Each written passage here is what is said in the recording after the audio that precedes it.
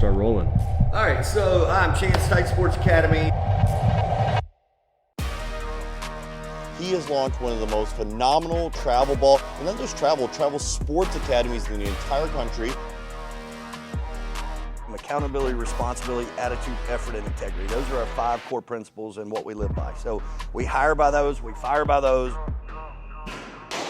I think they said the wise man plants trees that he'll never stand in the shade of. Welcome back to another episode of On the Subject. I'm your host, Michael Vilardo, co-founder and CEO of Subject.com, Subject.ai. You know where to find us. We are super excited about today's guest. This is our first live debate. You know, it'll be edited on the back end, but we're so excited. We have an incredibly special person. He has launched one of the most phenomenal travel ball, and not just travel sports academies in the entire country. We're in Kennesaw, Georgia today with the founder and CEO of Titan Sports Academy, Chance Beam. Thank you so much for the opportunity. We're so excited to have you on the show. Absolutely. Thank you. It's an honor for you guys to be here. I enjoy your content. We debate online, and I think people will probably see we have a lot more in common than we think. We have our own version of it, and hey, that's what makes the world go round. Completely agree. And what you've built here, you should be so proud of. And thank you. Obviously, I'm beyond impressed. I wish I played for this guy. The energy that he has when you walk in the room. If you have a young son or daughter, like, this is a place to be able to send your kids. The facility is top notch. Everything here is first class. And you have really a person who cares a lot about not only your professional development as a player, but also as a student, which I really appreciate. But before we dive into the meat of the episode, we want to really highlight everything you've accomplished in your career. It's so impressive what you've been able to do, and we want to really have an honest conversation. And so one thing we really want to start with is, what made you get into coaching? You know, you played Division II baseball. Sounds like you got your master's degree at University of Tennessee. I mean, you've really pursued a lot in your life. Tell us your story. So it's interesting. When I came through college, I always in my mind wanted to be a coach. I was like, all right, I'll be a college baseball coach. So I get out of undergraduate. I coach at North Greenville Division II school. From there, I have an opportunity to go to University of Tennessee and get my master's degree. Randy Mazie, Simcox, Delmonico that was there. We had a great year. 2001, went to College World Series. Wow, in Omaha? Yeah, I went to Omaha. What an incredible year. Finished third in the country. We had 13 guys get drafted off that team. So was that Todd Helton? Or? No, that was Chris Burke, wow. Stevie Daniel, Wyatt Allen. It was an incredible team. Incredible team. And so, I was blessed to kind of like Forrest Gump, if you will. I just kind of fumbled into a lot of different really cool spots. And as I went through college baseball, I realized pretty quickly, like, these college coaches are starving. And I don't mean metaphorically, like physically, it's a tough line. Really, really tough. And so after that, like, my entire family was in the mortgage business. So I'm like, I've got a master's degree. I want a little bit more for myself. And I was like, all right, I'll move to Atlanta with my girlfriend at the time. Now it was my wife, and I'll get a job. And I did that. I was making great money. And I had a guy that his name was Miles Shota, and he was the agent for John Smoltz. So this is probably 2002. He knows me from Tennessee in the baseball world. And he's like, hey, I got this kids team over at East Cobb. Like, you want to come coach? And I literally vividly remember going, I don't want to coach kids baseball. Be careful. Never say, never will I ever. Because never and always. Never always are bad things. So literally that was 2002, 2003. Fast forward 2026. I've been doing it for like 23 years, and it's literally taken on a life of its own. That's incredible. And so you started within the East Cobb program. Those of you new listeners in your East Cobb is very consistently considered probably the #1 travel ball organization in the world. When I was playing travel ball, they definitely were. And so there was the East Cobb Titans. Can you talk to us a little bit about when it transitioned from East Cobb Titans to Titan Sports Academy, or what was that process like? So it was scary, I can tell you that. So in 2003, like I said, we were part of East Cobb Titans. So from 2003 to 2013, I was part of the East Cobb brand, and I realized that 2009 I'd broken off from the mortgage business and was doing baseball full-time, and I own East Cobb Baseball Academy over there. And I realized, like, if I want to do this long term, I got to really kind of own something my own. And it wasn't, I carried the flag there for 10 years, loved my time there, but it was time for me to kind of move on. And so I had 9 teams when I was over at East Cobb. So we broke off from East Cobb 2013 and formed Titan Sports Academy with those first 9 teams. And now we're roughly at 30. And like I said, it's been, again, feel like kind of Forrest Gump. I've had all these things that have kind of happened, and I've had some incredible players and incredible people that have been around me that have kind of allowed us to make that happen. So it's been a great journey. Yeah, we have a mutual connection if he's listening out there. Nate Mikolas, he was drafted 3rd round by the Yankees, played on the East Cobb Titans for Coach here. We played on the Reds Pro Scout team in the Midwest group, about 25 minutes apart from each other. Great guy. And obviously, if there's details you can't go into, don't feel any pressure, but curious, like, how do you leave an organization? Were they upset with you? How were you able to take 9 teams with you? How did you, because this is great business advice too for any listeners out there, how do you navigate a situation so like that? I think the scenario was, and looking back, my dad gave me advice, and he said, don't leave bitter. He's like, that's their choice if they want to be bitter, but you don't leave bitter. So around that time when we left, social media obviously wasn't what it was today. No, not yet, yeah. And so, but I knew that social media, and I had to get in front of this, and it had to be my voice, not. Yeah. And so I wrote an open letter to the board of directors. I did like online. You probably can find them still on YouTube. Facebook? Oh, YouTube. It was like okay, YouTube. Great. And it was like my first couple videos of just like, thank you so much for the opportunity. We're going to break off. And I think the reason why I was able to get the 9 teams to move over was because I was so involved with all of those teams individually. But I knew that if I left East Cobb, I had to have a facility. Certainly didn't have this place. And so I had found a spot, and it just so happened to be the right time, and that there was a spot that was available. It was roughly about 18,000 square feet. And I remember borrowing and stealing to try to get turf, and then we had this big wall mural. It's a little bit like this, but it was much bigger. I knew that I had to have that showstopper when you walked in, and it said, "We Are Titans" on the back wall, and I can remember that time around it, like going, man, this has got to work. I hope this works. I hope this works. And I think it's to a testament of all the people out there, business owners, entrepreneurs, like there's certain times you've got to bet on yourself, and you've got to make an educated bet, and you've got to do everything that you can to mitigate the circumstances, but at the end of the day, you got to jump.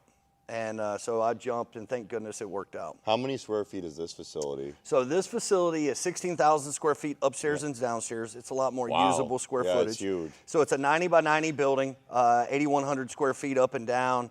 And then we have outdoor cages, 3 cages, which is about another 4,500 square feet. And then we obviously have our outdoor field. It's beautiful. No, it's a great place to train. Tell us a little bit about some of the people that influence your coaching philosophy. Like, who do you look up to as a coach?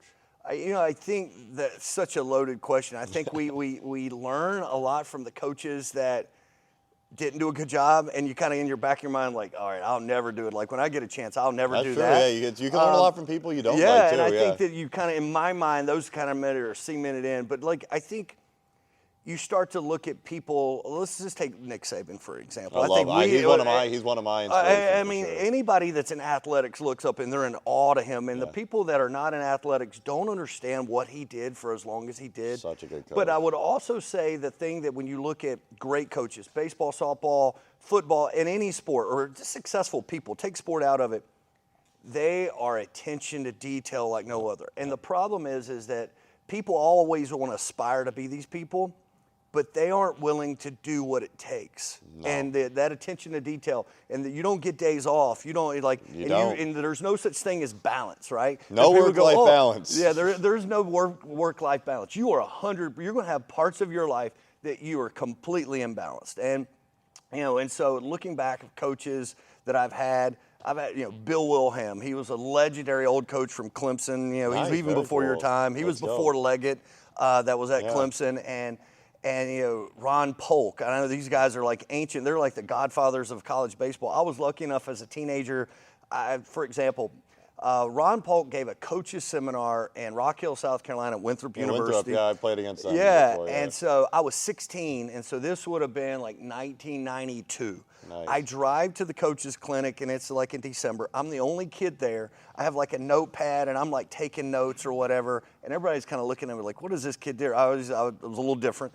And I can remember he had his the baseball Bible that he had. So I bought a copy of that, and he signed it. And so I was lucky enough to be around some guys like that, like, all right, success leaves clues, and let's do what they do, and that attention to detail. And so they had a huge impact on me, and they'll never know. And so, but it's been a cool journey, learning from those, and kind of as you come across some things that don't go so well, just let's not do that. Yep, get better every day. Yeah. And what about your family? You talked about your dad, giving you advice, being in the mortgage business. How does your family influence how you help shape young minds? So my parents were divorced when I was really young, and my mother, it's a different age. Like, women today, professional opportunities are abound. And she worked, if there's anything she did, she was just a workaholic. And I think I truly get my work ethic from her. My dad was a good man. He was in law enforcement. And, as he's gotten older, he's been kind of that gives the sage advice. And, I remember when I first got married, for example, he said, you get to be happy or right, but you never get to be both. Right? And, if you're a married guy and you're listening to this, and you go, mm-hmm. Yeah. And so as you get older, you start to go, oh, man, that was so good. That was so true. Just because there's certain times that, by God, I'm going to put my feet in the ground. I'm going to be right on this. But there are other times like, oh, it's not worth it. Just, and I think that's the same thing in business. That's the same thing in relationships. My wife is, we've been together for 22 years. We've been together since I was in college baseball back in the day, 2002, 2001 we met, 2002. And so she actually works for a healthcare park here in town.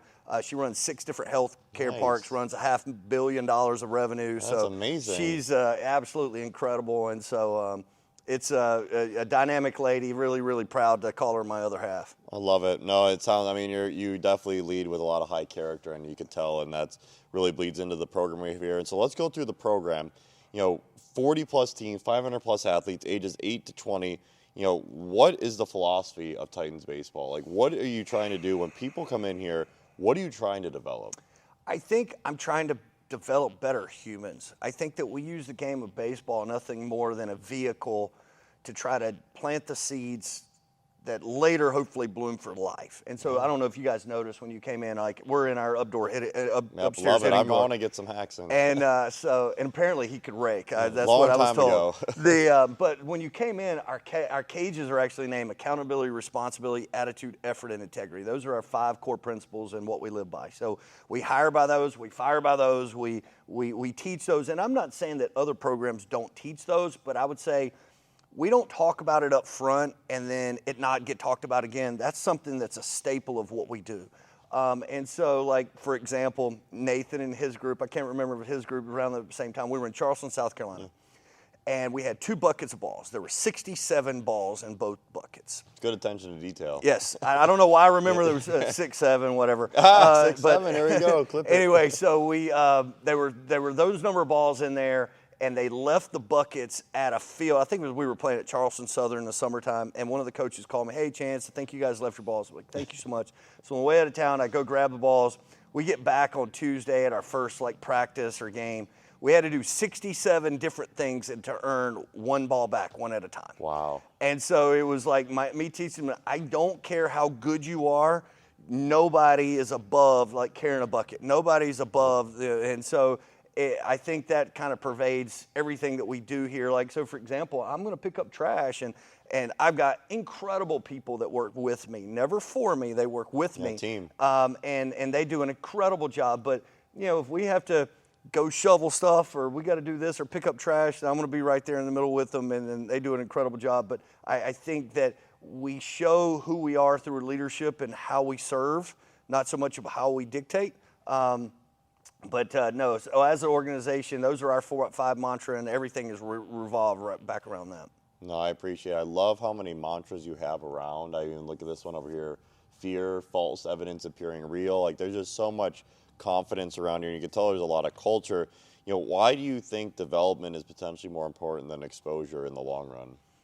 Because you're going to spend the rest of your life being in your own skin. You're going to spend the next 6, maybe 6, if 7 years, if you're lucky, after high school playing baseball. Yeah, no, I completely agree. And so I think they said the wise man plants trees that he'll never stand in the shade of. And so I love that. I'd look at this place and go, so the funny story about all of our I wish that I came up with these. I'm not that smart. I love them, though. It's great. You walk around the building and you're reminded constantly, you're here for a purpose. Exactly. And I think, so before I have this place, I think we as owners and entrepreneurs, you have these kind of visions, and you call it self-fulfilling prophecies and manifestations, whatever you want to call it. But prior to being here, I had this thing, we were going to have blue walls. And why are they blue? Our colors are royal and orange. But you can see a baseball when it's white elephant, but it's like every color has a thing. But if you remember, who is it? It's the sandwich place. They're freaky fast. Jimmy John's? Jimmy John's. Jimmy John's has the quotes on the wall. And so I would love to go to Jimmy John's, and I would find myself eating there, and I would read the quotes of man, if I ever have my own place, I got to have these signs up.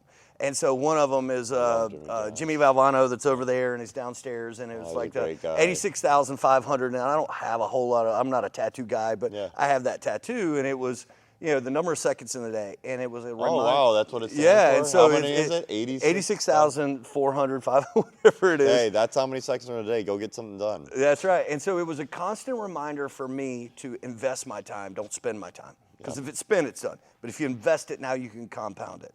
Whether that works in finance, business, or whatever. I mean, it's the only irrecoverable asset. Yeah, It's time. You can't absolutely. get it back. And so the signs mean a lot to me, but hopefully it's, again, that perpetual just subliminally you're beating it into kids' heads. They don't realize it. They're reading it just by, okay, what is that? What's false evidence appearing real? What does that I even love mean, it, though. right? That reminds me. and Don't be so, afraid of anything. There's another one now that says, it's a sign, and it says opportunity, and it says nowhere together. Now, you can read it as opportunity nowhere, or you can read it as opportunity now here. And so, again, there's all these little things that we just kind of, I'm a big fan or a huge proponent of like motivation, inspirational quotes, and then people go, well, like, why do we need to do that every day? We take a shower every day. Yeah. Right? Because you need to clean up. Yep, well, you need do. to clean up your mind. So that's kind of one of I the love reasons it. why we do it. So what has changed the most for you after working with hundreds of families? What perspective of yours has changed the most? I think one of the things that's changed the most is they talk about kids changing. I don't know if kids have changed so much as we as a society have changed. And I think that people lose sight of how long a year is and how much can be done in a year. Yeah. They grossly underestimate what a year is. When we start talking about athletes, we like to look at our high school guys and say that we're a college preparatory program. They grossly underestimate what it means to play at the college level, baseball or softball. It's hard. And it's so hard, and it's got nothing but harder and harder and harder. The it's so average age of competitive. Power 4 Division I schools are like 22 Is and a half. it really? Yeah, For baseball? For baseball, it's That is nuts. insane. Like 3 years ago, I talked to Western Carolina. Yeah. Western I played Car- against them with Purdue Yeah. and Cullowhee, North Oh Carolina. yeah, Cullowhee. Yeah. I got stories Good about that fans place. But talk about being cold in February, March. it's but freezing, yeah. they were saying this is 2-3 years ago. Their average age was 21 years old at Western Carolina. And that's not like a power, No. they do a great job, They so have it's a no nice shade. program, but But it's gotten older and older and older. So you're just talking about a 17-year-old athlete, you're competing against 21-year-olds. That's so hard, wow. And the travel baseball world is competitive, but parents grossly underestimate how physical college and softball and baseball are. So hard. And so I think the biggest things that change there are probably the horizon of where they're trying to get to. That doesn't mean it was easier before. It was much more of when you got there, coaches had more patience with you. Yep. Now there's no patience. None because of transfer And portal. because of the You bring someone transfer in. portal. And so I think that's probably the thing that's probably changed the most, which in turn has to change our parents and the players and their understanding of what an acceptable workload is. And so I would say that's probably the biggest change. Yeah, you love him or hate him. Elon always talks about that. He's like, if you work 100 hours a week instead of 40, you'll get what someone does in a year done in 4 months. Yeah. And I think that's always an interesting approach. And I think the more work you can put in, I always recommend to kids like hit as much as possible. You got to love the cages. This is a great place to hit every day, and be able to truncate your learning. So I think that's really great. It's funny. I actually wrote a book. It's like Pathway to the Diamond, and we did an analysis because with our doors, you can get door access. So we've had door access from 2017 to today. I looked at the top 10% of people that came in our doors that were not coaches, that were players. The top 10% of those guys, 70% of those players went and played college athletics. Wow. 70% of our top so putting uses. the time in is and a so very it was leading basically indicator. when you went back and looked at the time period, they came to this facility or they worked out on average 3-4 days a week. And so the average, if you look at like college athletics, high school baseball players, they say like it's 7% going to play college athletics. Wow. 7, it's not a lot. 7%. When you're talking about Division I, you're talking about 1%. 1%, right? Yeah. And so if you look at that, 70% of this cross section of people went on to play college baseball. All right, what was the secret? They worked more than They everybody put in the else. work. Yeah, they just You work get more. better. You get the repetition. You get the ground balls in here, the swings. Only way to in. learn to hit is you got to hit. You got to hit. You got to hit. I say hit every day. I mean, even if you're tired one day, just go take 20, 30 swings and work on something really minute. But you're the better coach than me for baseball, so we'll listen to this guy. But now we're going to get into the meat. We're going to get into some of the fun discussion. This guy has sent literally hundreds of players to colleges, hundreds of players to the pro. So he is an expert in the field. We have someone coming from a different perspective with me. I did live it. I will say I did live it. I did play D1. So it was, I'm not, and I always promote to the fans too, it's not what you have to live off the rest of your life. That's right. I'm more proud of my degree. But let's go through the discussion. So there's a few things we want to go through. First, low academic D1 versus high academic D3. I know we've had a couple commentary about this. So my take is this. I want to hear your rebuttal, of course. And again, we don't have to disagree. This isn't Stephen A. Smith, Skip Bayless. We don't have to disagree, but let's do it respectfully. I've been trying to push to people that, for instance, West Carolina, which is a great baseball program, and don't want to pick on them right now. I believe you'd be better playing at Emory than Western Carolina for your life. Like because I'm picking on an Atlanta school right now. Emory is an amazing academic school. It's D3. Like, how can we not agree with that? I'm going to give you the political answer.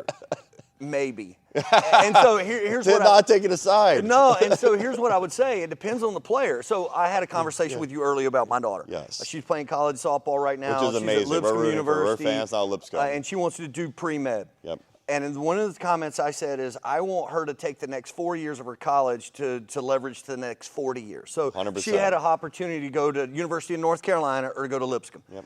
We looked at it as a family and said, all right, we could save the money for college. She's doing very, very well. They're taking care of her at Lipscomb. Or I could go to North Carolina, a nicer degree, and now we're going to have to pay money. Now when you get out, you're now going to have to go to medical school. Now you're going to have more more bills and student loans and those kind of things. We as a family said it was better for her to go to, say, Lipscomb. She'd be able to get her degree, be able to do pre-med. They're going to allow her the flexibility to do those labs where at an ACC school, they're probably going to punt them down the road. She's going to have to stay an extra year. When you're playing sports, they kind of dictate your you schedule. start to say, when I start to get inside the rosters, and so that's where people go, oh, yeah, you can do that here. But when I look at your roster, how many pre-med majors do you actually have on? Very none. None. None. Engineering and pre-med, they hardly ever And for allow her that. in that scenario, it was about the right fit of her being able to play right away, be able to get her degree, save the money that we've set aside for college to now be able to pay for her medical school. I've had kids that leveraged, a kid went to private school here, and he was, now this is probably in the early 2000s, he was like 84 to 86. Today, that wouldn't even get you a college sniff, but it was probably in, we'll call it 2006, 2008 time frame. He ends up going to Penn. Oh, nice. Let's go. And so, and the reason why he went to Penn was obviously incredible academic school. Went to a private school here in Atlanta, but his grades alone, he could not get into Penn. No, he was a very good Baseball student. helped, So he ends up going to Penn his freshman year. He gets a 3.0. He applies to the business school, getting in. He took the game of baseball and parlayed it into a Wharton School of Business Education. Amazing. Changed his life. Not everybody can do that. So when I talk about that particular player, and I think maybe where we disagree. No, we're getting close here. I think this is good. I saw. Let me push back on that. Sure. One, love your perspective. I think there's something really important. We should dive into this now. Is the financial piece, because that is super important. One, not everyone comes from money. We want to make sure we're super empathetic to that. Most of the students, for instance, we serve at Subject don't come from money, and we're really proud of being able to help them have the best life possible. So let's assume you don't come from money for this discussion, because if you come from money, it doesn't really matter. You could go to any school. So you don't come from money. If you know for sure you're going to go to graduate school, I'm very aligned with your perspective, because if you know, hey, I'm going to graduate school, usually, like for instance, we have someone at our company who went to Seattle U, which is a solid school, but then he went to Wharton for his MBA. Nobody asked him where he went. He always, I went to Wharton. Yeah.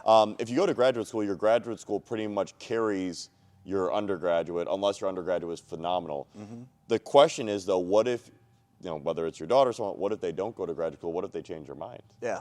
I think the thing you got to keep in mind is that everybody has so many different trajectories. What we look as, hey, I want the very best for my kid and those kind of things. 100%, always. Not everybody's going to have that same trajectory. So, for example, if I come from a place that don't have money, I would say, hey, and you think that you want to play college baseball, the best opportunities right now would be go to junior college. And I agree with this. I'm not here to argue this. So I went from junior college to Penn. I'm a huge proponent of junior college because similar to the graduate program, when you go to junior college, no one cares where you went to junior college or where you graduate. That's right. Okay. So, like, if you go play 1 year of junior college and then you go to some, like, I would suggest someone go junior college and then go to an elite academic school versus rushing to, I made it D1 and then you're stuck there. Now, obviously, transfer makes it a little bit easier movement.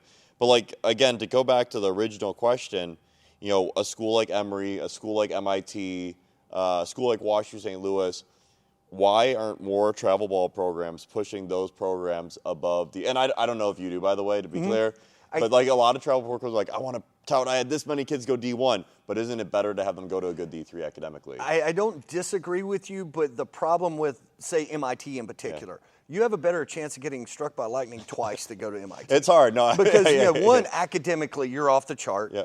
Athletically, you obviously still have to be very, very good. And then the last part of this, you've got to be able to afford it. Now, MIT, and they obviously have a lot of financial aids and those kind of things.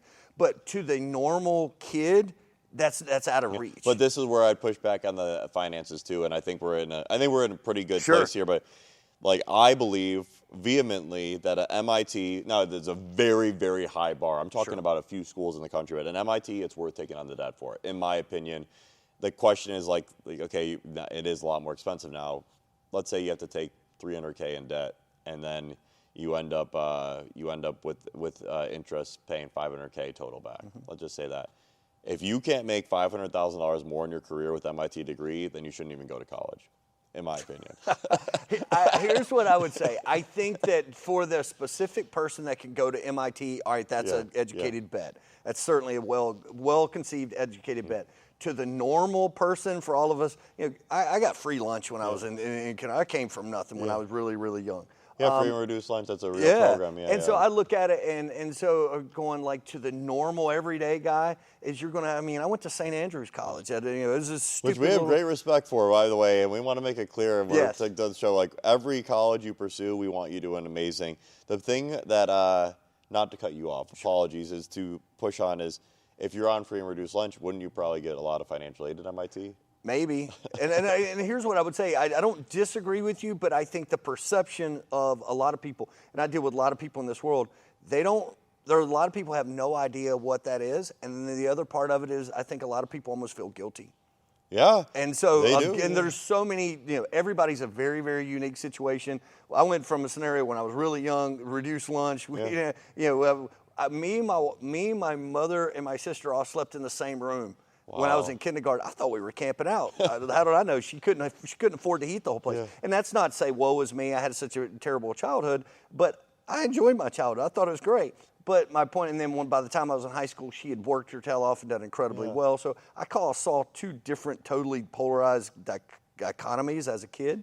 But I still have that place where not everybody can afford it, not everybody has the means, not everybody even understands the process. So when you start talking about college and financial aid and athletic assistance and all these, parents are lost. They have no clue. And so there's tons of opportunities out there for parents to what you're talking about. Many of them have no idea where to even start. Well, and that's why I think it's on us as leaders. You're a great leader. What I'm trying to do with subject and everything is to help people understand. Like when I was growing up, I didn't know what Penn was. Everyone knows what Harvard and Yale was. Didn't know what Penn was.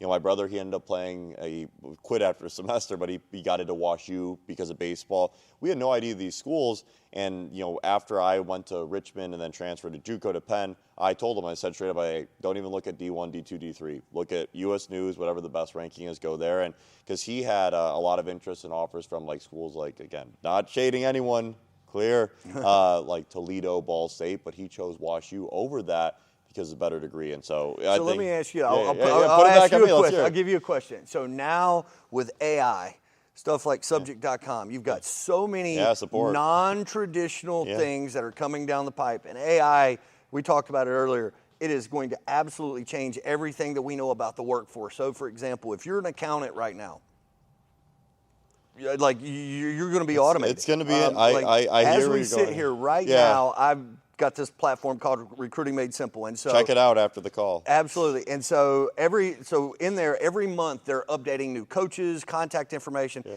AI, as we speak right now, is updating my database. Yeah, the agents. And it has an agent, and it's doing it. And so normally I would have had to pay somebody to do that because there's 300 changes in just the last month. So how does this AI world that we're going into change your perception of education and what that means? So for one, subject is this why we're clearly focused on secondary education. I have no interest in doing higher ed because I think it's a very messy space. I think everyone needs a baseline of education and why we're so proud of what we do with middle school and high school.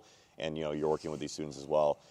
I believe firmly that what our stance is top 100 U.S. news or trade school. Now it's very simplified. Everything I do is simplified because it makes it easier for people to understand the lesson. I think that it's getting more and more important that you go to a top school because it's all about the network. It's not, to your point, it's not about what you're learning in class every day. We talk about it very openly. Like, we don't believe your college GPA is that important. Now, if you go to grad school, yes, it is more important.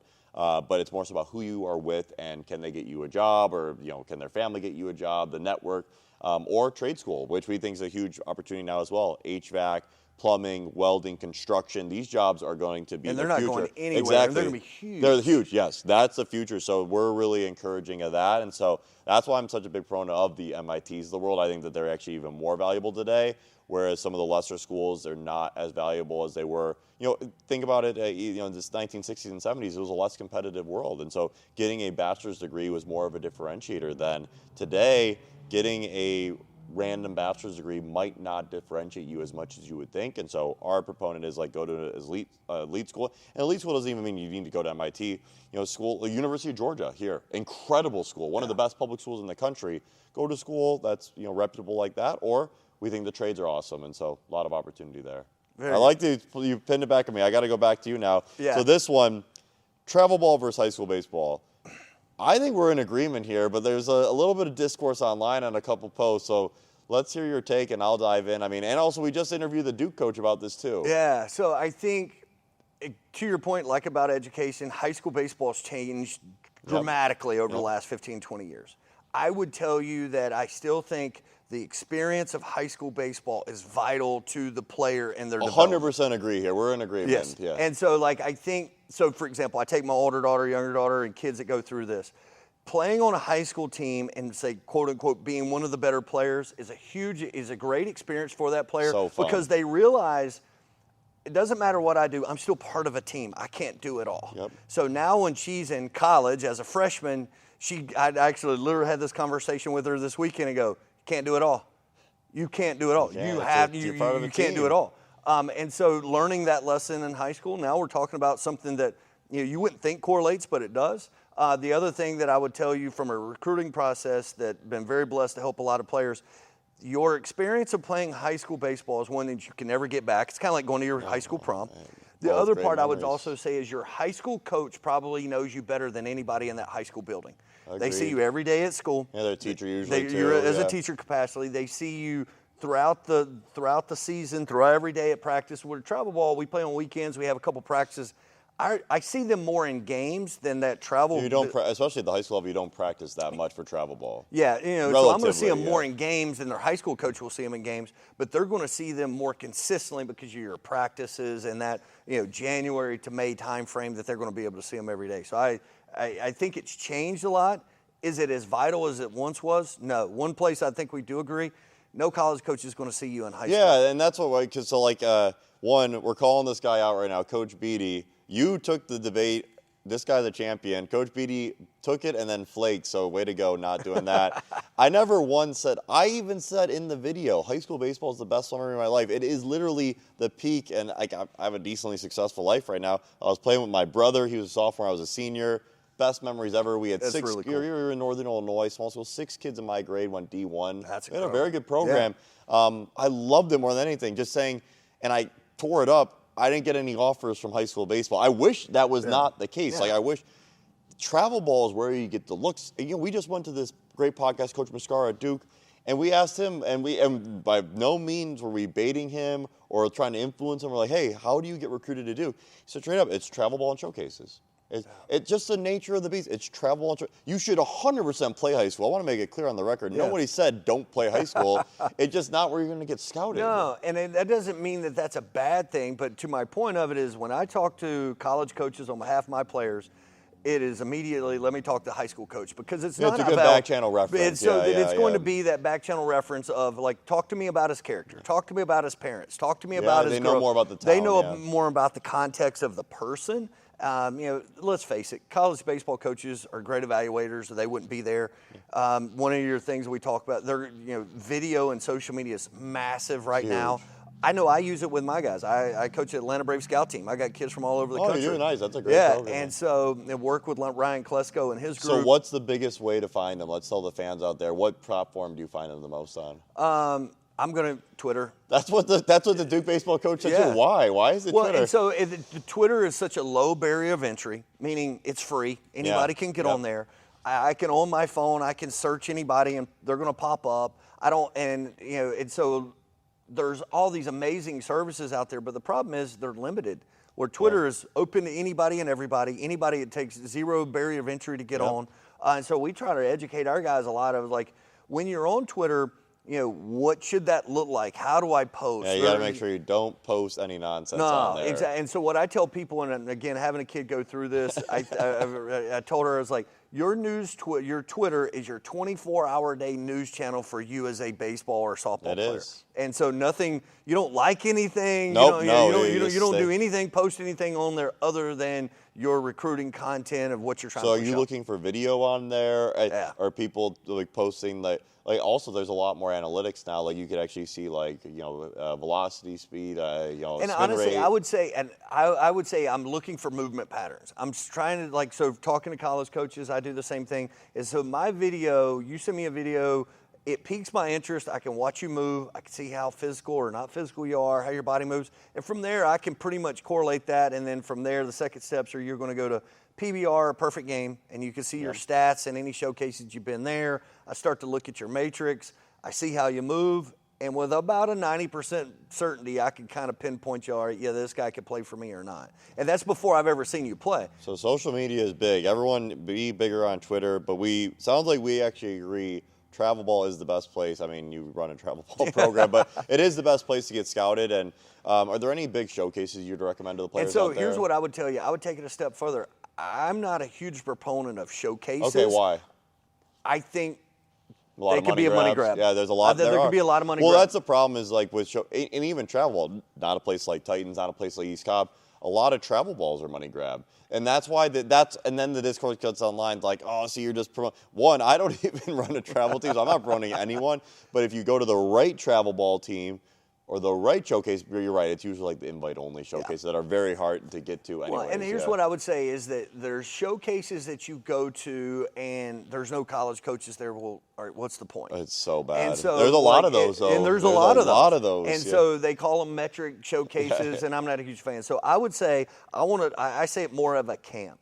I want to be able to go to a camp that I know college coaches are actually physically be there. One of the things that we've done for our organization to kind of bridge this gap is every weekend we got 12 to 15 teams that are out playing at Perfect Game, PBR, and those kind of things. Great organizations. And so, but you're spread all over Hell's Half Acre for all of these tournament games and stuff. So at the end of the summer, what we did is took that same amount of money that I would have all of our teams play in a tournament, we host our own showcase. So I brought in, we bring in like 15 colleges. Here? And we do it actually here. We do it at Georgia Highlands as a turf field, or this year we'll probably do it at Kennesaw State. What are the dates? I think it's like July 27, 28. That's so amazing, we bring in those 15 colleges. We pay them to be there. Yep. So I know they're going to be there. You know they're going to be there, yeah. And then the other part of that is because I'm paying to be there, it's quote unquote a camp. Well, now they can interact with the players and actually talk. Smart, so it's a way that I can get around the Smart. NCAA I like rules. This And so we bring in all the guys. We do a pro-style showcase. We take their numbers. We take their metrics. And then in the afternoon, we actually do scrimmages. We provide the guys lunch. We take care of them. I love this. Now those coaches are there to see my guys. I give them rosters with all of the information, all the contact information. The parents are there. We do like a recruiting seminar.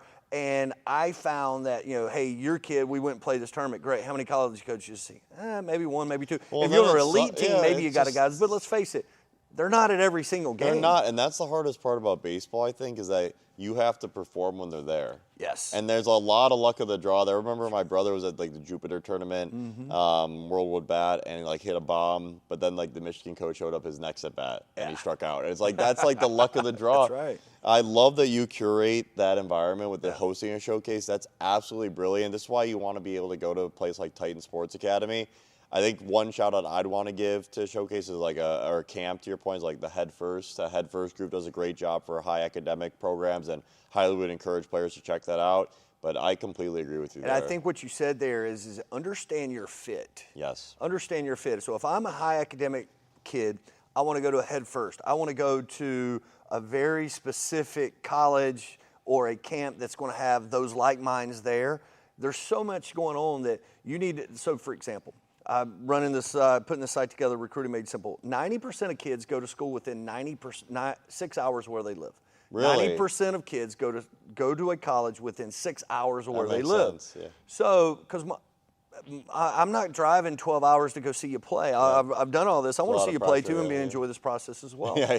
So, right? And so, selfishly, and then so you start to look at, if you're in Georgia, are you going to, mid-major D2 in Oklahoma? Probably not. Probably not. There's so many opportunities within 6 hours. So understand that when you go through the process. So that's kind of why our system allows. Lipscomb 6 hours away? What's that? Is Lipscomb 6 hours away? 4 hours. Wow, it's that close? Yeah. Nashville's 4 hours That's from a here. good drive. Wow, that's a good location. Wow, and that's so amazing. With Recruiting Made Simple, you can make it 2 hours. You can make it 30 minutes. Nice. You So can make it actually change the You radius. can change That's cool. it to I like nationwide, but it starts to get into like your academic. So, for example, I may be a great fit for this school athletically, but academically, I could be a terrible fit because my GPA, SAT, and those scores are low. And so people always think, I want to lean in the academics. Well, if you're not an academic kid, well, now you're going to struggle there. You may be able to play there, but now you're going to be. And so one of the things I had one of my players tell me, Georgia Tech. It's a great school. Great school. Love Georgia But one Tech. of the things that he said is that it's a great place.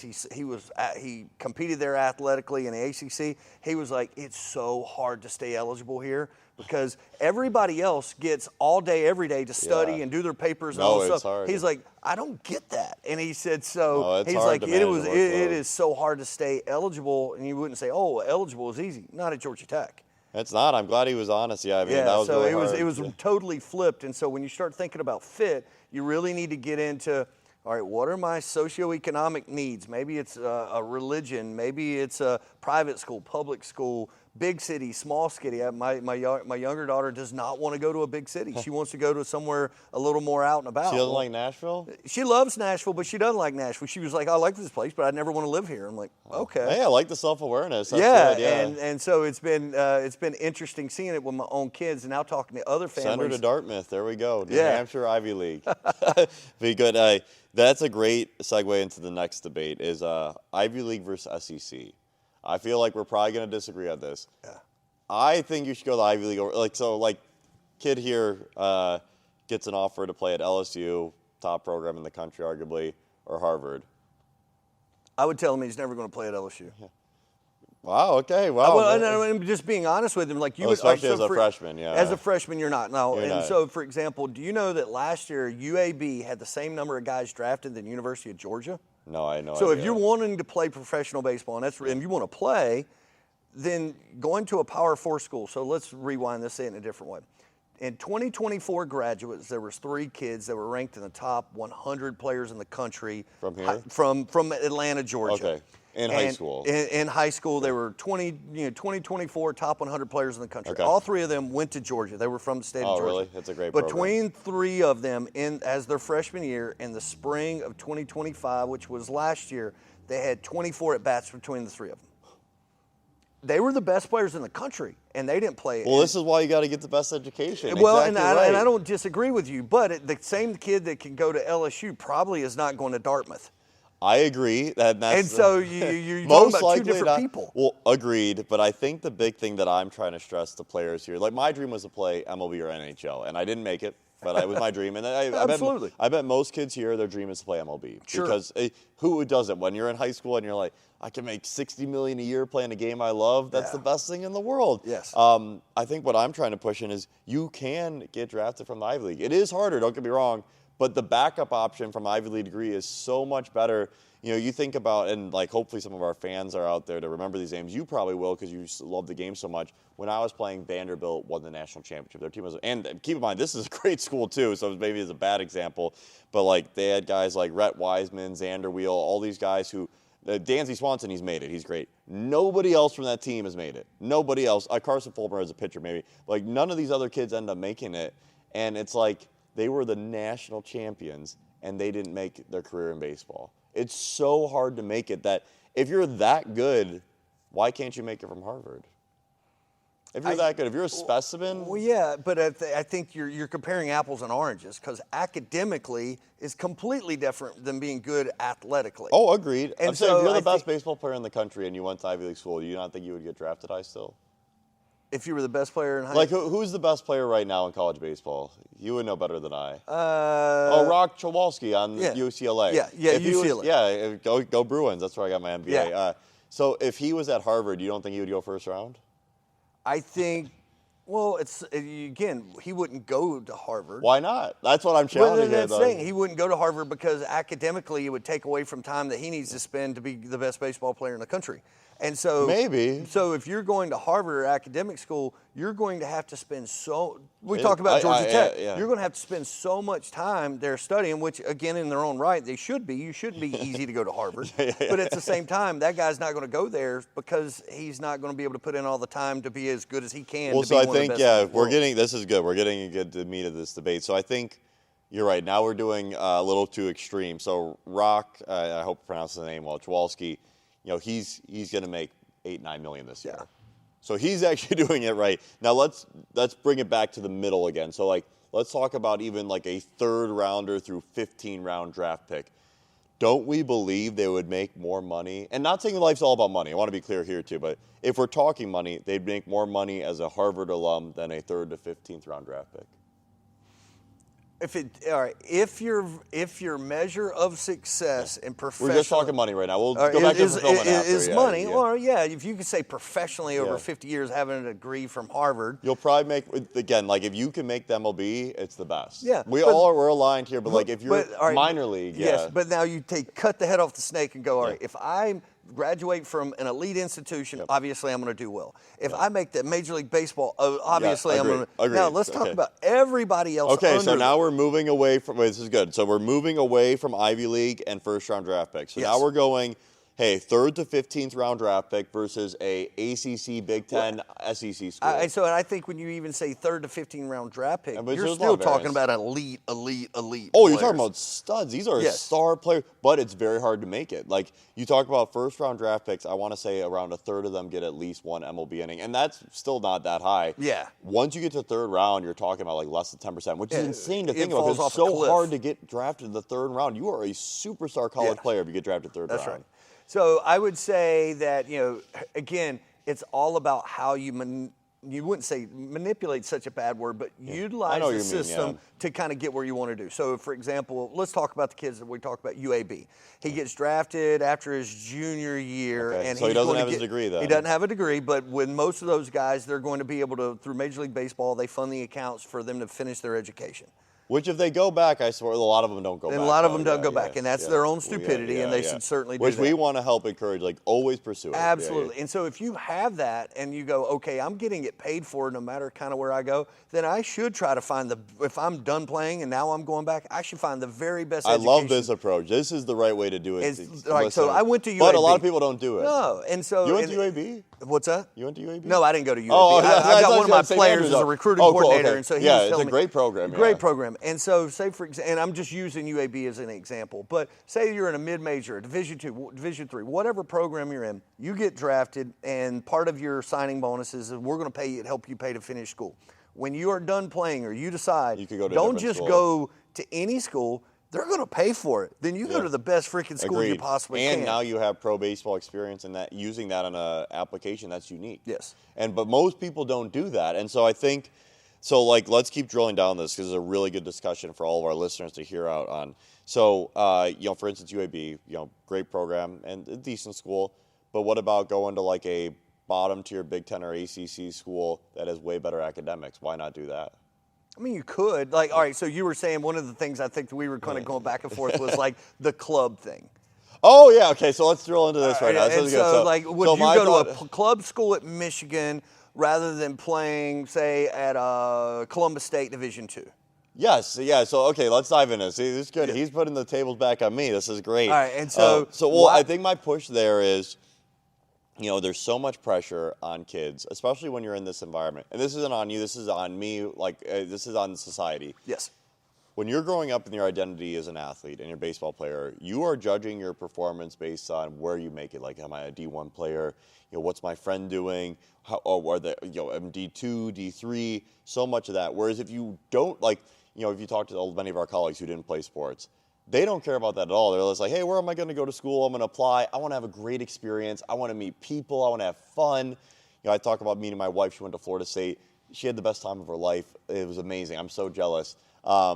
Whereas, like, all of my friends and stuff, there's so much pressure, like, I got to play baseball at the next level because you drilled in that as your identity your whole life. I'm more so trying to give these kids an opportunity to say, hey, you go play club baseball at Penn, you're probably going to have a better life than these kids playing low in D1. And so, like, and obviously you got to get into Penn on your own, then, which is very, very hard. It's more so trying to say, like, hey, if you're not getting the schools that you want to offer you for sports, you can still play sports while not being on scholarship and carry the love of the game. And I think there's so much misinformation around that. Here's what I would add to that. I think that the perception of baseball guys, and I'm probably an arrogant baseball guy, I put myself in that category. I love baseball. But I would say that playing a club sport doesn't feel like you really played. Agree, but why does that matter? And not that it does matter, but so, for example, the guy that goes to, say, Columbus State, he maybe he can't afford to go to Michigan and play at the club. No, it's where expensive. He can go to Columbus State and he can get it paid for. He can get some academic money. He can get some athletic money. Maybe he gets need money. It allows him an opportunity to continue his career and get an education where if it was based on just his own merit academically, he may not have those same opportunities. Well, then it's better than, then that's the difference. So if he doesn't have the academic opportunity, then I agree. But if he does have the academic opportunity to go to Michigan, like I always say, and I talk about this even when we're selling subject, because premium product, we charge a fair amount, we believe, and we deliver incredible value. Would you send your kid to McDonald's every day because it's cheaper, or are you going to get him a Chipotle bowl every once in a while? I say you're going to invest in your kids because you want them to have a good life. You shouldn't just pick the school based on what's the cheapest. Of course, finances play a huge part. I can't stress enough. It is a factor, but it shouldn't be the only factor. No, it's certainly not the only factor. And again, that's when we talk about fit. You look at athletic fit, you look at academic fit, you look at financial fit, you look at all socioeconomics, whether that's public, private. There's so many anomalies. And so I've been so blessed. We've had over 1,200 kids go play college professional baseball. Unbelievable. Huge credit to you. And so I tell people, I never once got anybody signed. Everybody got themselves signed. So when people are going through the process, they expect me to, hey, just tell me what to do. Like, no, that's not my job. I'm going to ask you questions because each family has this own unique journey through this. Because what you feel is important for your son and what I feel completely different. So, for example, you see a lot of guys that do sign, and maybe they go to Auburn, or maybe they go to this school. And I'm like, dude, you're never going to play. That's not my place to, like, throw shade at them. But is it a problem, though, if they don't play, they're getting a better degree? Yes, and exactly. That is their decision. What they deem as important, I don't have to deem as important. Agreed. Like, so, for example, my kids would not be happy going to a place and never feeling like they have an opportunity to contribute. I was the same. That's why I left Richmond, because I was not going to play. I hated it.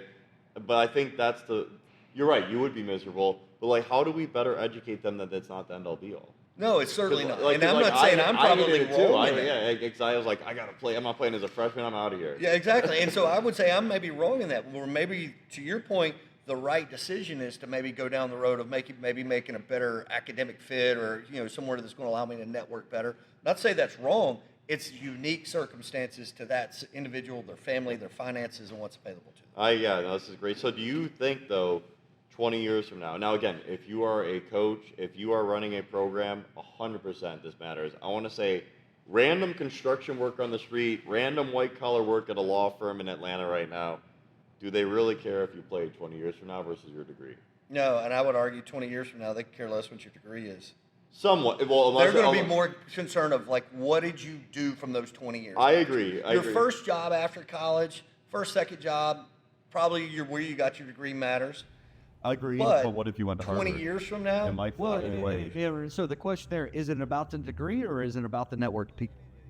Well said. See, you got some good questions for me. Yeah, I think the network, to your point, but that is part of the degree. And I believe firmly with you. I'm with you there. Your network is more important than the degree, but I guess the degree is a proxy for what your network is. And so, it gives you a head start. Yeah. Well, I'm saying even 20 years from now, like for instance, I'm not there yet, but I'll be 20 years out of, I mean, I'm only like 10, 15 years out, so I got a lot, but when I'm 20 years out of my program, having a degree like Penn can bring a lot of value. Sir, and so Because I the would, network be like, hey, like you're Penn alum, blah, blah, blah, like all this stuff. And so like, that's, I think our push is like, hey, and I agree, it's probably not every school, but I do believe, again, we believe top 100 schools of value. Yeah. no, I believe it's a value, certainly. But I would say 20 years after my degree, it's more about what I've done and how I've leveraged relationships. If I'm a great networker, I went to a Division II school. I'm pretty good network. 100%. You can be successful even as a high school dropout. That's all I want to make it clear. Like, if you're a successful person, you're going to make it. You're obviously super successful. I think your degree gives you more of a likelihood. Like, Harvard versus West Carolina. Your Harvard grad will have a much higher likelihood of being successful. Doesn't mean you can't be successful in Western Carolina. So I think we're in agreement there. What about the D2 or NAIA? So I think the D2. Should you ever go D2 or NAIA? All right, so I think I would put D2, NAIA, Division III all in the same bucket. Yeah, and today versus that one, because like I know, like sometimes I think it gets thing where it's like, oh, he's calling out my you grew up. I grew up in a different time. Say today. And so I would say today, Division II, Division III, NAIA are all kind of in the same bucket, and you're going, are they good? Are they bad? It depends. And what's to say though, a D3 school, better academics over a D3? And so when you say that, so D3 schools here, you got obviously Emory. Emory's amazing. Amazing, right? Yeah. And there are some incredible D3 schools. MIT, that's where you should go. Yeah. But on the other side, there's also some D3 schools in the South that are, I agree with you there, and I think that's where a lot of my content gets taken out of context. Like, not every D3 school is good either. No. It's more, it's more to say there are some really good D3 schools, MIT, Emory, NYU, U Chicago, which happen to be D3. And I'm saying those are better than going D1, D2, et cetera, because they're such good academically.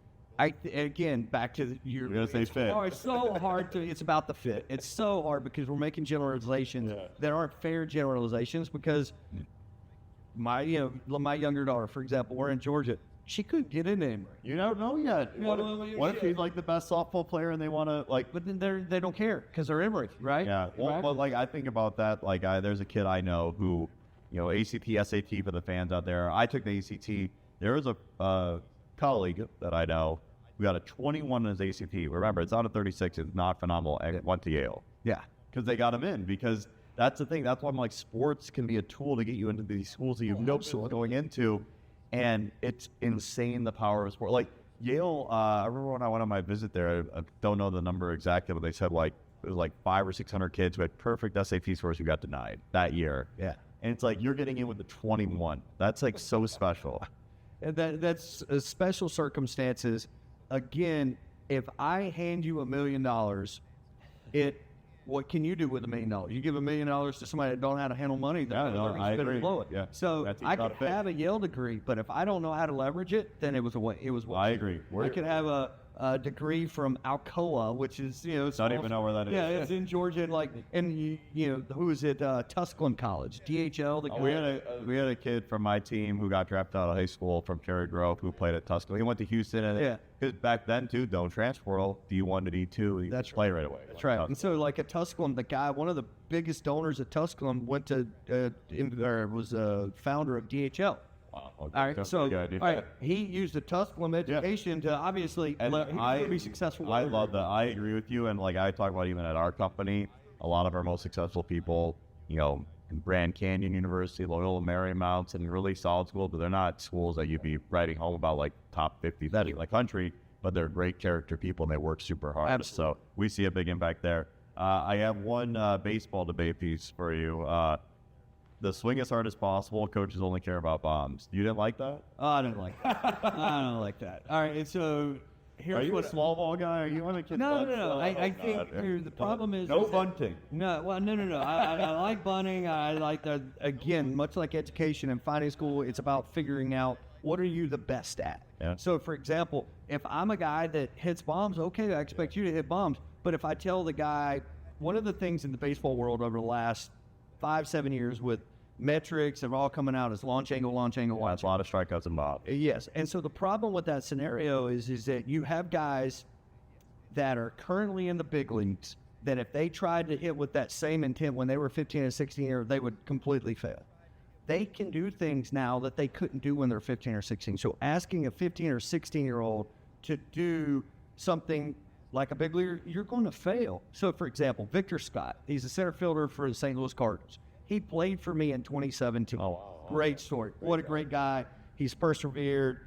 He's a product of a great player, kept his nose down. And remember when minor league baseball or Major League Baseball, they changed the balk rule where you can only throw over twice, and if you do it, you get second base. I love that. They did that in minor league baseball before bringing it to the big leagues.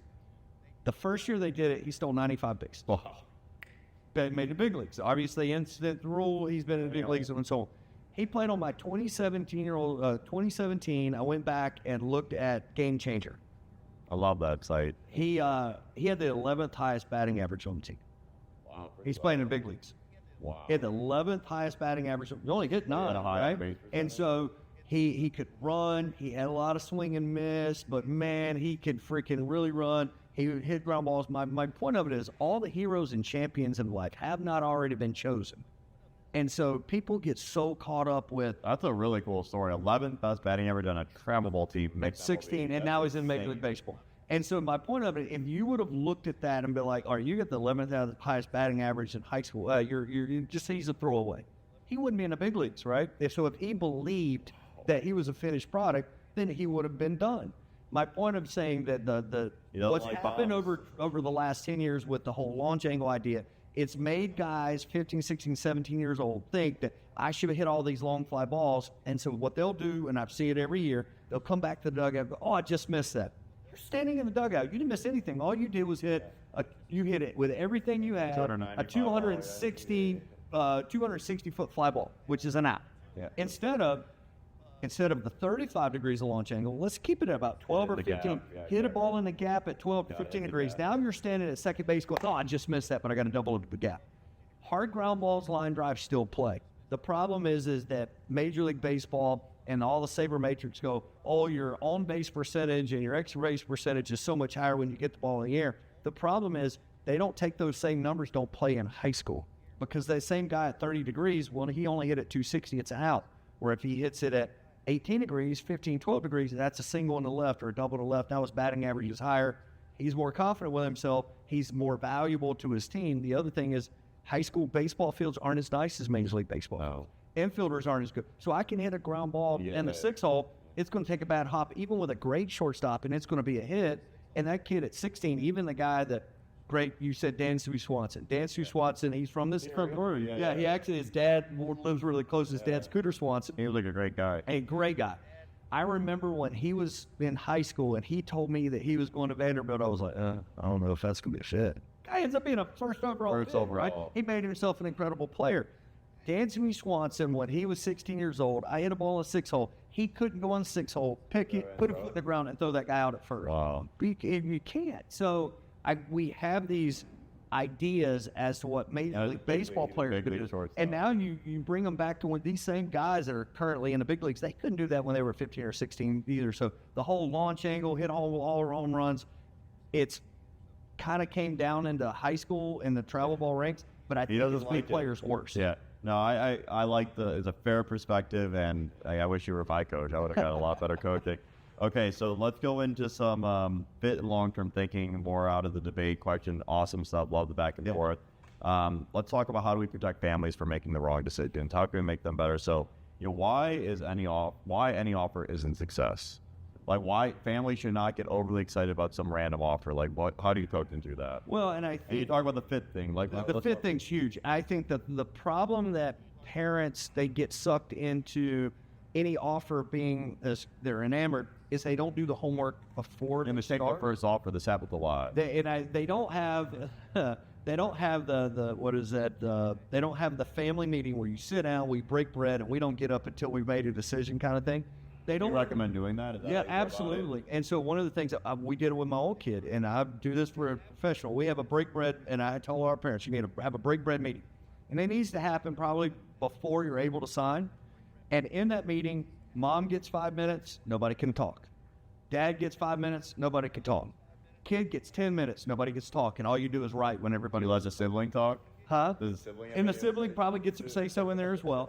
But those three people, and the problem is that in that 5 minutes for mom, 5 minutes for dad, 10 minutes for player, everybody's going to put on the table what they think's important. And that, like, so mom's going to say, you know, hey, I want you to go to school, but I want to go see you play. Dad, yeah, I want to see you play. Or, you know, dad, like, for example, I have daughters, and so I didn't think that my older daughter was going to do well in a place that she couldn't be able to play early. So that was like, I'm an expert, and what parents don't do is they don't understand you're an expert in your kid.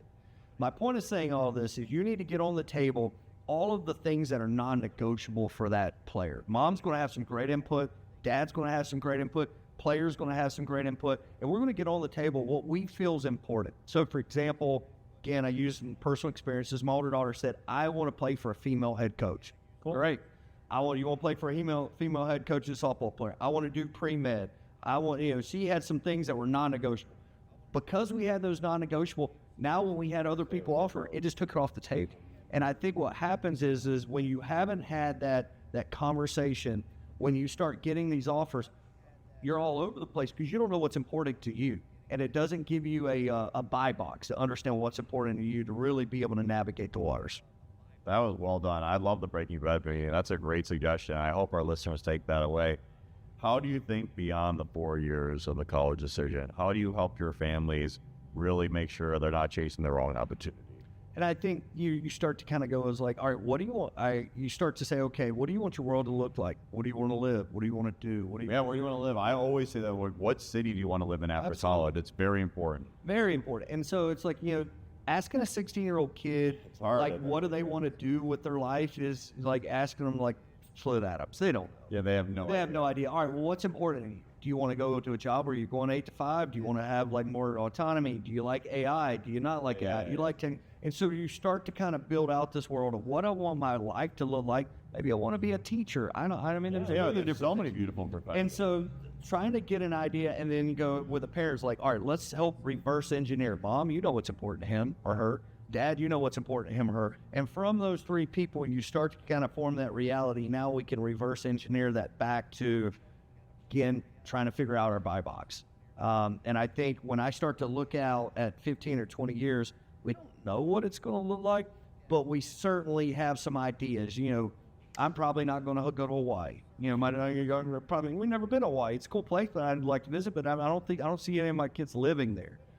Where a lot of people, that'd be great, especially if California, it's a 4-hour flight, no big deal. Yep. Right? For me, that's a complete world. It was so far from here. Right? And so you start to kind of meld that together. But at the end of the day, let's start with the end in mind. Yep, I love that. So we're going to do some recruiting rapid fire now.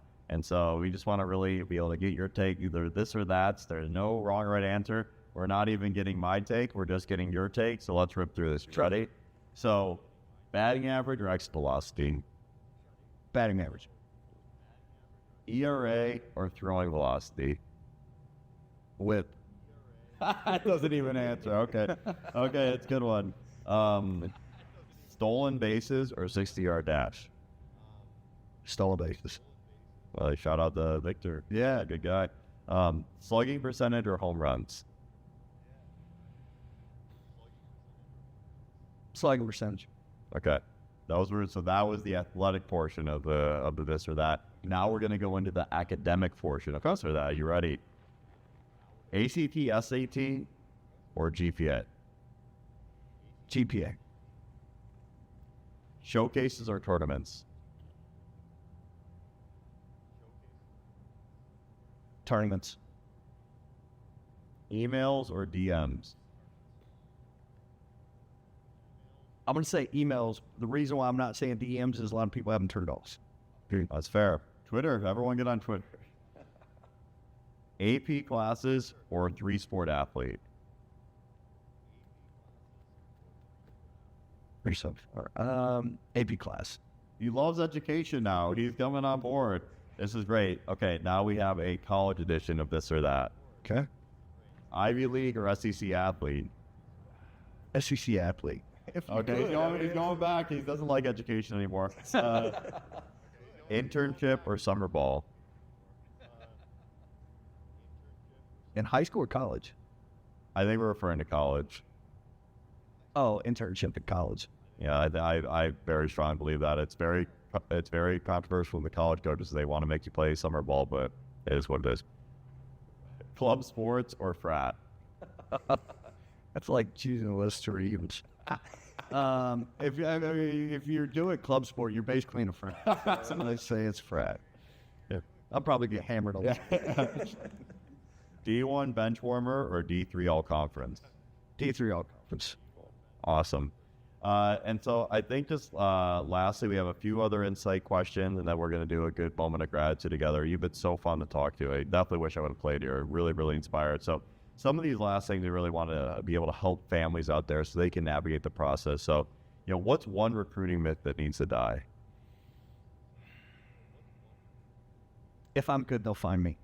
Completely agree. Thank you. I literally have a post right now on TikTok where people keep saying that it's the high school baseball. Like, oh, if you're good, they're going to come find you. No, you know how many high school baseball players there are out there? No. Yeah, you're a needle in a needle stack. Yes, literally. It is so hard. You got to work harder to get recruited. What's one mistake most families make? They're not organized enough. What do you mean by that? They don't have the meeting we talked about. I love breaking bread meeting. They don't have like a way to really be able to kind of, well, I'm creating recruiting made simple, but they don't have a way to understand, like, all right, what is the GPA of the school? Is this a high academic school, low academic school? Where would I even fit? Like, really kind of dive into the roster. Like, do those kids on that roster look like me? Do I look like them? Would I be a fit on that roster? Like, if everybody's 6'3", 215, and I'm 5'9", well, you're not fit. It's so hard. Yeah, I remember when I went to Richmond, everyone was like 6'4", and I'm not even that short. I'm 6'1", but I was like, wow, I'm gonna have to muscle up. I gotta hit more bombs. That's right. The fences. What's one thing athletes should start doing earlier? Player performance training. Come to Titan Sports Academy. One thing parents should stop doing.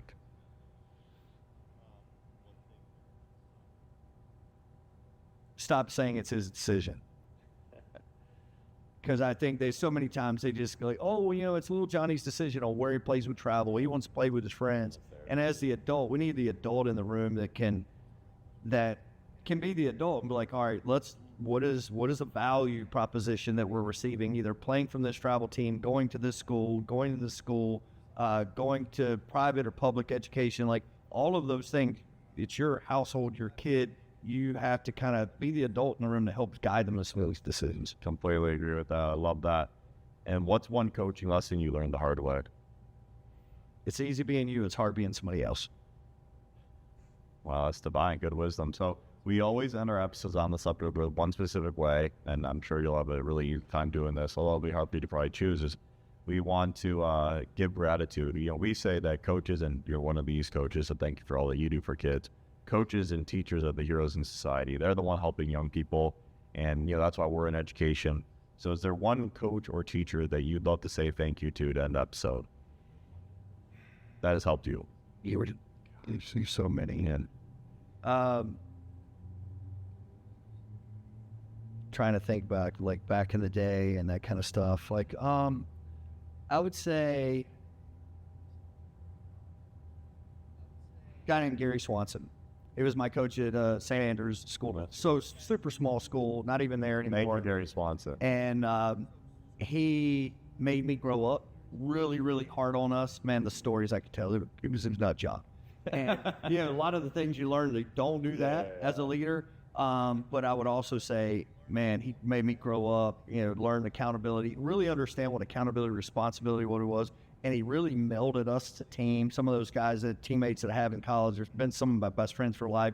A guy named Todd Locklear, he's over all of collegiate endorsement with Under Armour, from Maryland. And again, small school. Beautiful, I love it. Yeah, it's out in the middle of nowhere. They actually closed the school last year. It's like Laurinburg, North Carolina. The facilities were terrible. However, the coach, he made us grow up. And really, it was tough. It was really, really tough. But looking back, it was exactly what I needed in that point in time in my life. I love that. See, that's the power of coaching. That's the power of education, power of teaching. And thank you so much for your time today. Another incredible episode on the subject. And please comment, like, subscribe, find us, especially on YouTube and Spotify. We're really trying to push our content. And thank you again for a great episode. This was so beautiful. And this is why it's all about, is helping young people become the best version of themselves. Thank you so much, Coach. Perfect. Absolutely. Thanks, man.